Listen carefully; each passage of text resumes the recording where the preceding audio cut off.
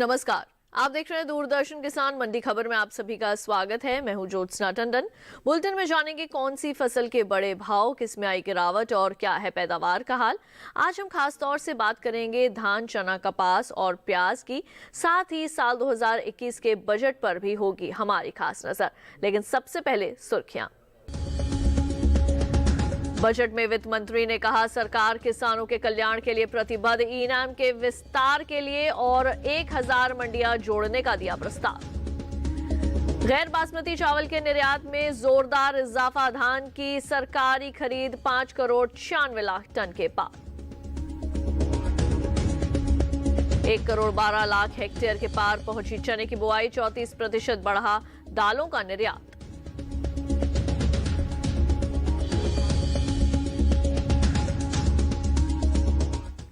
Bulletin के पहले हिस्से में हम जानेंगे धान का हाल, लेकिन शुरुआत करते हैं बजट 2021 से।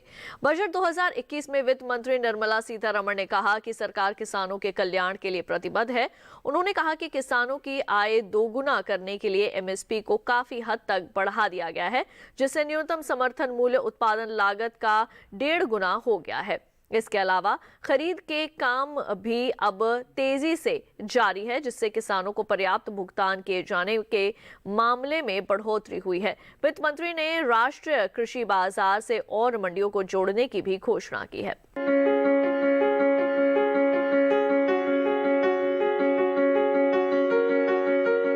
पिछले कई सालों में किसानों के कल्याण की सरकार की प्रतिबद्धता को दोहराते हुए वित्त मंत्री निर्मला सीतारमण ने कहा कि किसानों से गेहूं, चावल और दालों की खरीद में तेजी आई है। वित्त मंत्री ने कहा कि मूल्य सुनिश्चित करने के लिए न्यूनतम समर्थन मूल्य में कई अहम बदलाव किए गए हैं, जो एमएसपी से जुड़ी सभी जिन्सों के लिए उत्पादन लागत का कम से कम 1.5 गुना है। खरीद और पिछले कुछ वर्षों में किसानों के लिए भुगतान का ब्यौरा देते हुए श्रीमती सीतारमण ने कहा कि गेहूं के मामले में 2013-14 में किसानों को कुल 33,874 करोड़ रुपए का भुगतान किया गया था। वर्ष 2019-20 में ये 62,802 करोड़ रुपए था और 2020-21 में और सुधार हुआ, जिसके बाद किसानों को 75,060 करोड़ रुपए का भुगतान किया गया। गेहूं पैदा करने वाले लाभान्वित किसानों की संख्या 2020-21 में बढ़कर 43,46,000 हो गई है, जो 2019-20 में 35,57,000 थी। धान के लिए 2013-14 में 63,928 करोड़ रुपए का भुगतान किया गया। 2019-20 में ये वृद्धि 1,41,930 करोड़ रुपए थी। वर्ष 2020-21 में ये और सुधर कर 1,72,752 करोड़ रुपए हो गई। 2019-20 में लाभान्वित किसानों की संख्या 1 करोड़ 24 लाख थी, जो कि 2020-21 में 1 करोड़ 54 लाख के पार पहुंच गई। इसी तरह दालों के मामले में 2013-14 में 236 करोड़ रुपए की राशि का भुगतान किया गया। 2019-20 में ये बढ़कर 8,285 करोड़ रुपए हो गई। इस समय 2020-21 में ये 10,530 करोड़ रुपए है। 2013-14 के मुकाबले ये 40 गुना से अधिक वृद्धि है।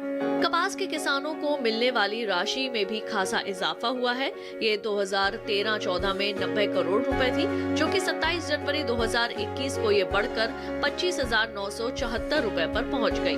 कृषि और सहायक जिन्सों में मूल्य संवर्धन और उनके निर्यात को बढ़ावा देने के लिए श्रीमती सीतारमण ने ऑपरेशन ग्रीन योजना का दायरा बढ़ाकर 22 खराब होने वाली जिन्सों को इसमें शामिल करने का प्रस्ताव किया, जो वर्तमान में टमाटर, प्याज और आलू पर लागू है।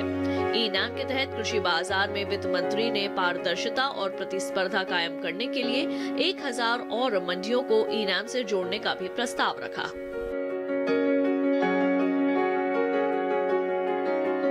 और अब आइए ज्यादा जानकारी के लिए रुक करते हैं हमारे बाजार के जानकार अनुज गुप्ता जी का। अनुज जी, आपका बहुत बहुत स्वागत है मंडी खबर में। सबसे पहले आपसे जानेंगे 2021 के बजट को आप किस तरह से देखते हैं? आज यूनियन बजट 2021 वित्त मंत्री श्रीमती निर्मला सीतारमण जी के द्वारा पेश किया गया।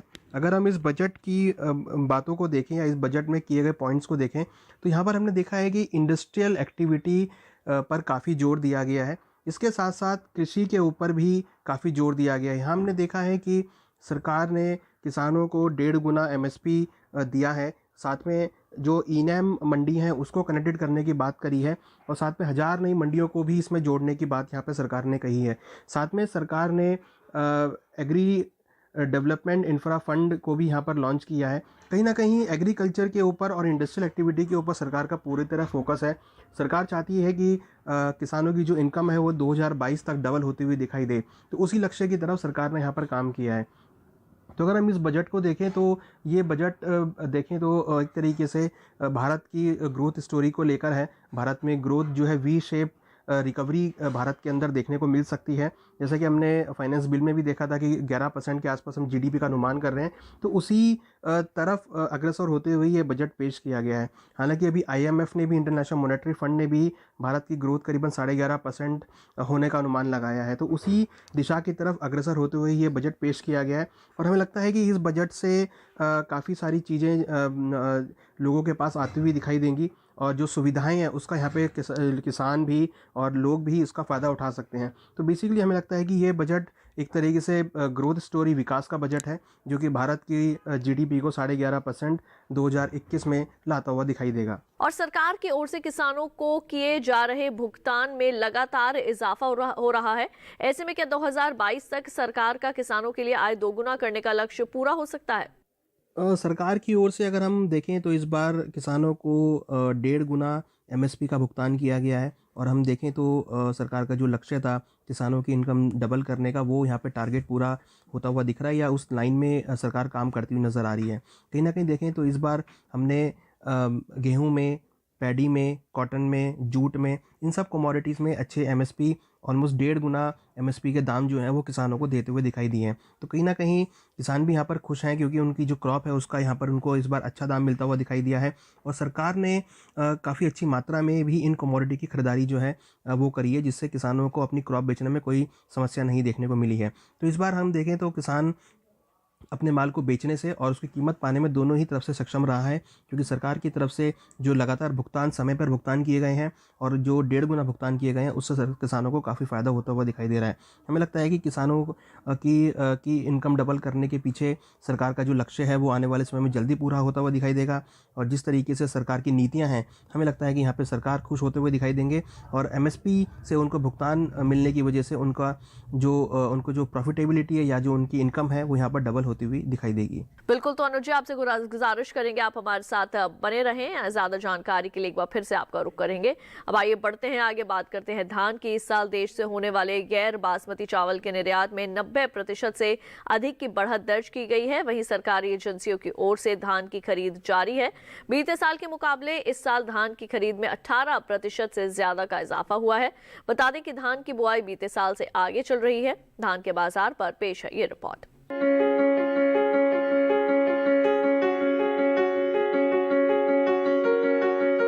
भारतीय खाद्य निगम, एफसीआई और अन्य सरकारी एजेंसियों की ओर से धान किसानों से खरीद की जा रही है।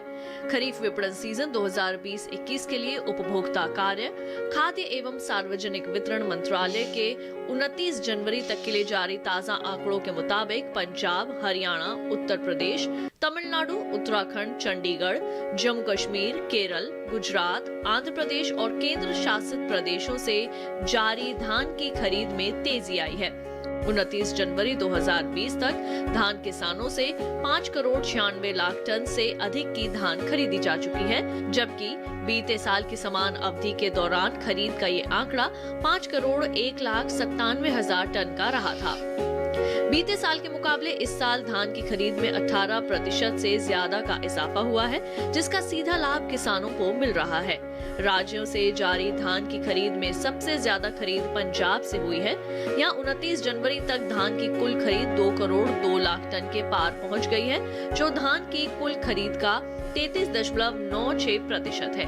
बता दें कि इस साल केंद्र सरकार ने धान की खरीद के लिए 1,868 करोड़ रुपए और 1,888 करोड़ प्रति क्विंटल का समर्थन मूल्य घोषित किया हुआ है, और किसानों से इसी भाव पर धान की खरीद की जा रही है। चावल के निर्यात पर नजर डालें तो इस साल देश से बासमती और गैर बासमती चावल निर्यात में खासा इजाफा हुआ है। साल 2020-21 के 10 महीने यानी अप्रैल से दिसंबर के दौरान बासमती चावल का कुल निर्यात बढ़कर 33,80,000 80,654 टन का हुआ है, जो बीते साल 28,42,724 टन का था।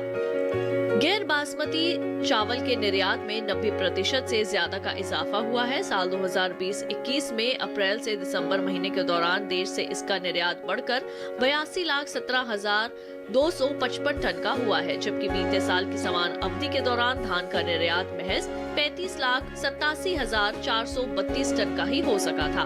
धान की बुआई की बात करें तो इस साल धान का रकबा बीते साल से 5 लाख हेक्टेयर आगे चल रहा है। 29 जनवरी तक धान की कुल बुआई 35,23,000 हेक्टेयर में हो चुकी है, जबकि बीते साल की समान अवधि के दौरान बुआई का रकबा 30,20,000 हेक्टेयर रहा था।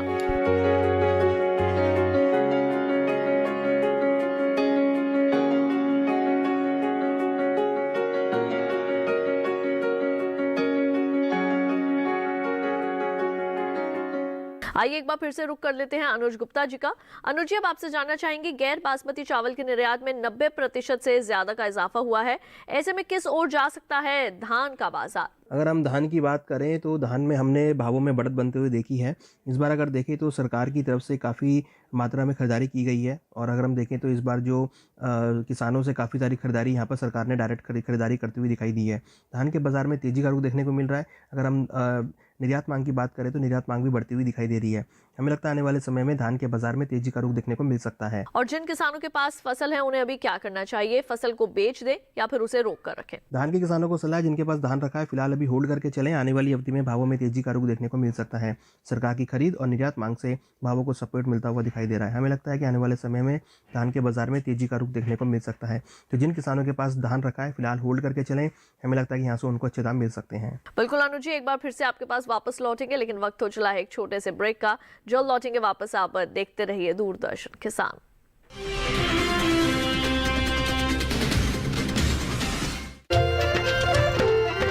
फसल बीमा से अब सुरक्षित आत्मनिर्भर बन जाए किसान। AIC के संग मौसम की मार अब नहीं करेगी तंग, नुकसान की होगी पूरी भरपाई। AIC किसान का हमराही। Agriculture insurance company of India limited, संपन्न भारत की पहचान, बीमित फसल खुशहाल किसान।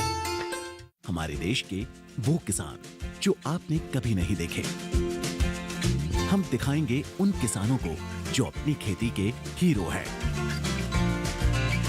जिन्होंने शून्य से लेकर पद्मश्री सम्मान प्राप्त करने तक का सफर तय किया है, जिन्होंने अपनी खेती में नए नए तरीके अपनाए हैं, जो कभी 1 रुपया नहीं कमाते थे वो आज लाखों रुपए कमा रहे हैं। हम ऐसे सफल किसानों की कहानी दिखाएंगे जो आपके लिए जरूरी है। इनसे प्रेरणा लेकर आप भी खेती से कमा सकते हैं लाखों रुपए। तो देखिए उन किसानों के संघर्ष और सफलता की कहानी प्रगति की राह पर। देखना ना भूलें कार्यक्रम प्रगति की राह पर, हर मंगलवार दोपहर 4:30 बजे DD किसान चैनल पर।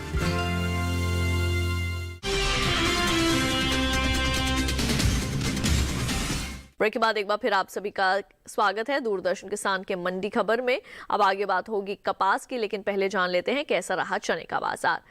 इस रबी सीजन में चने की बुआई बीते साल से आगे चल रही है। अब तक रबी चना 1 करोड़ 12 लाख हेक्टेयर से अधिक के क्षेत्रफल में बोया जा चुका है। वहीं देश से होने वाले दालों के निर्यात में बीते 10 महीने के दौरान 34% से अधिक की बढ़त दर्ज की गई है। चने के बाजार पर पेश है ये रिपोर्ट।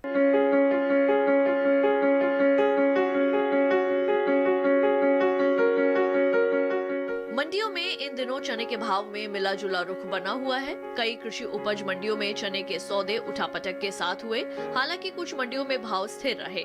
सप्ताह के पहले दिन यानी सोमवार को देश की ज्यादातर मंडियों में चने की आवक खासी सुस्त रही। चने की बुआई पर नजर डालें तो चालू रबी सीजन में चने की बुआई बीते साल से आगे है। कृषि मंत्रालय के ताजा आंकड़ों के अनुसार 29 जनवरी तक देश भर में चने की बुआई 1 करोड़ 12 लाख हेक्टेयर में हो चुकी है, जबकि बीते साल की समान अवधि के दौरान 1 करोड़ 7 लाख 31 हजार हेक्टेयर में चना बोया गया था। यानी अब तक चने की बुआई में 4 लाख हेक्टेयर से अधिक की बढ़ोतरी हुई है। चने के हाजिर भाव की बात करें तो एकमार्क नेट के अनुसार उत्तर प्रदेश के इलाहाबाद मंडी में 30 जनवरी को देसी चने का भाव था 5,200 रुपए। 1 फरवरी को इसके भाव में 50 रुपए की गिरावट आई और भाव 1150 रुपए पर आ गया। राज्य की ही एटा मंडी में इस दौरान देसी चने के सौदों में 20 रुपए की नरमी के साथ कारोबार हुआ। 1 फरवरी को यहाँ चने का भाव रहा 5,800 रुपए, जो 30 जनवरी को 5,820 रुपए था। जबकि महोबा मंडी में 30 जनवरी को देसी चने का भाव था 4,160 रुपए। 1 फरवरी को इसके सौदे 30 रुपए मजबूत होकर 4,190 रुपए पर हुए। हालांकि उत्तर प्रदेश की ही गोंडा मंडी में बीते 2 दिनों के दौरान देसी चने के भाव स्थिर रहे। यहाँ 30 जनवरी और 1 फरवरी को चना बिना किसी उतार चढ़ाव के 5,350 रुपए पर बिका। दालों के निर्यात पर नजर डालें तो साल 2020-21 के अप्रैल से दिसंबर महीने के दौरान दालों के निर्यात में 34% से अधिक की बढ़ोतरी देखने को मिली। वाणिज्य मंत्रालय की संस्था एपिडा के अनुसार देश से इस साल 2,15,070 टन दालों का निर्यात हुआ है, जबकि पिछले साल की समान अवधि के दौरान 1,65,556 टन का ही हुआ था। यानी बीते 10 महीनों के दौरान दालों के निर्यात में 49,000 टन से अधिक की बढ़त दर्ज की गई है।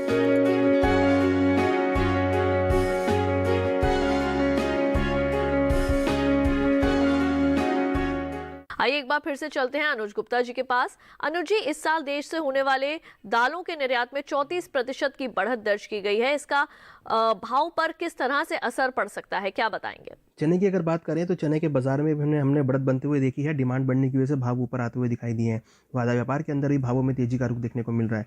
अगर आप फिजिकल मार्केट की बात करें तो वहाँ पर भी भावों में तेजी का रुख देखने को मिल रहा है। हमें लगता है कि आने वाले समय में चने के बाजार में तेजी का रुख देखने को मिल सकता है। बिल्कुल। और किसानों के लिए आपका क्या परामर्श रहेगा?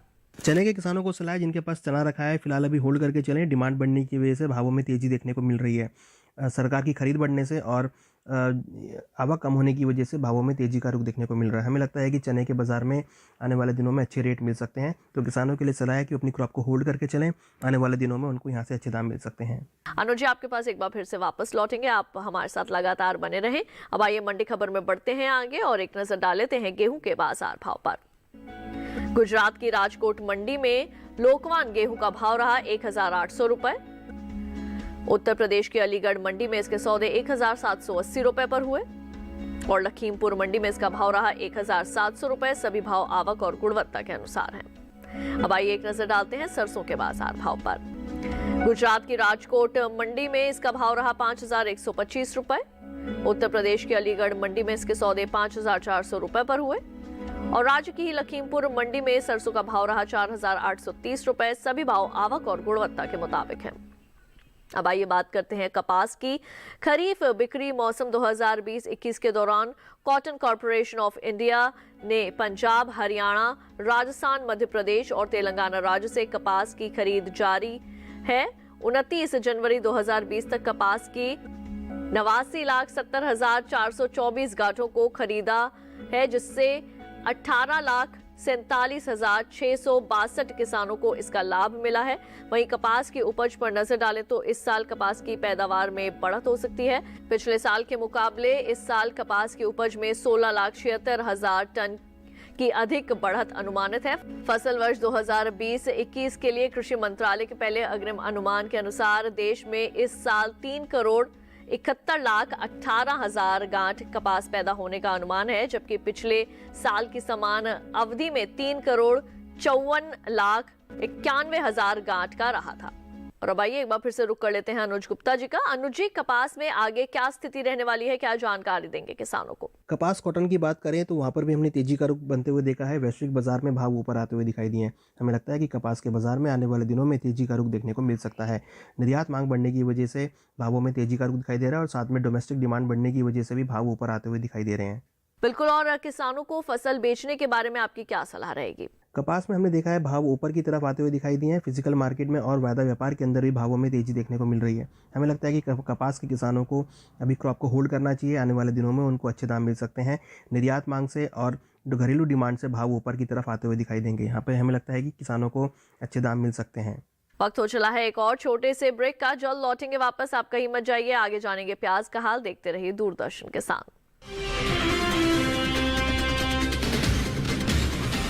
हमारे देश की